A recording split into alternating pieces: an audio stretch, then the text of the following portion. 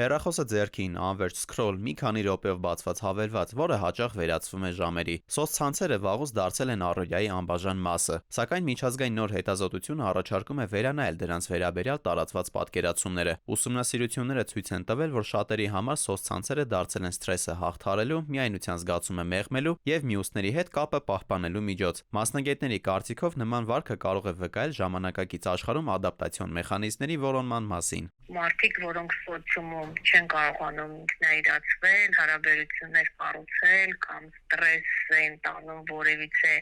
իրադարձությունից, ապա իրենք կարող են ստրեսի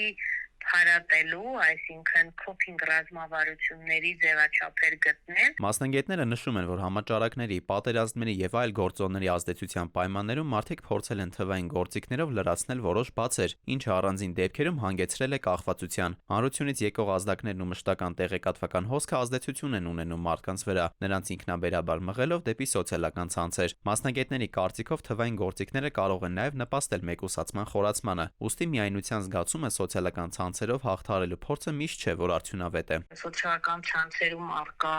տեղեկատվությունը, նույն քարոզվող տարբեր տագնապ հարուցող նյութեր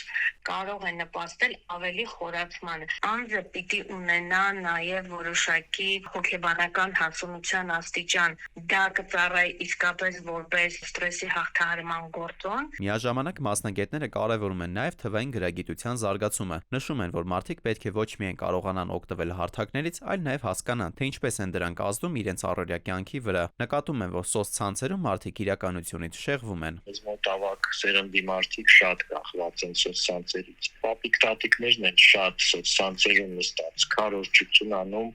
խոսում, գրառում անում։ Սոցցանցերը դարձել են մեր ժամանակի ամենաազդեցիկ գործիքներից մեկը, միաժամանակ լինելով եւ կապի միջոց, եւ հոգեբանական ապաստարան։ Սակայն մասնագետները հիշեցնում են, իրական շփման ու հոգեբանական կայունությանը որևէ հարթակ ամբողջությամբ փոխարինել չի կարող։